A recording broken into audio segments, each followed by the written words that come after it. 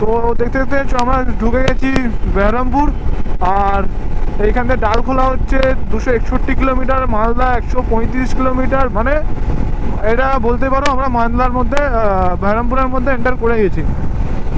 আর আমরা এখান থেকে যে যাবো তোমার হচ্ছে শিলিগুড়ি। তো প্রথমে তো আমাদের এখান থেকে লাস্ট ডেস্টিনেশন নিতে হবে কিষানগঞ্জ। কিষানগঞ্জ থেকে ওখান থেকে সোজা যেতে হবে শিলিগুড়ি।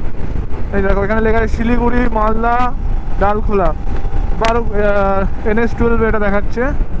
আর এটা মনে হয় জার্নির মনে হয় লাস্ট মনে হয় টোল ছিল, টোল প্লাজা না, এটা টোল প্লাজা নয় অবশ্য।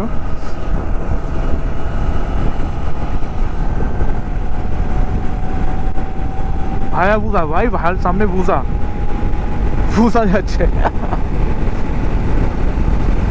আর আমাদের ডিউক বাবু এখন করছে, আমরাই ফার্স্টে আছি আপাতত ওদের থেকে, সামনে আছে বুসা বুসা। তো যাই হোক, সামনে বুসা দাঁড়া যাচ্ছে, যাক ঠিক আছে। আর এখন ওয়েদারটা ঠিক এরকম লাগছে, আর সামনে ঠিক এরকম একটা মানে ওয়েদার ভাই, মনোরঞ্জন পরিবেশ যাকে বলতে পারি আমরা।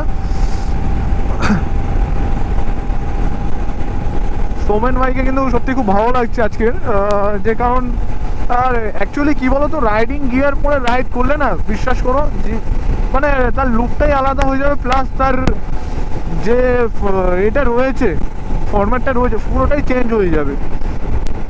আর শুধু রাইডিং গিয়ার পরা শুধু কিন্তু লুকের জন্য না, নিজের সেফটি ফার্স্ট, সেফটিটা প্রচণ্ড পরিমাণে ম্যাটার করে। তো সেই জন্যে সবাইকে রেকমেন্ডেড ভাই, রাইড করো, সেফটি গিয়ার অবশ্যই নাও, নিয়ে রাইড করো।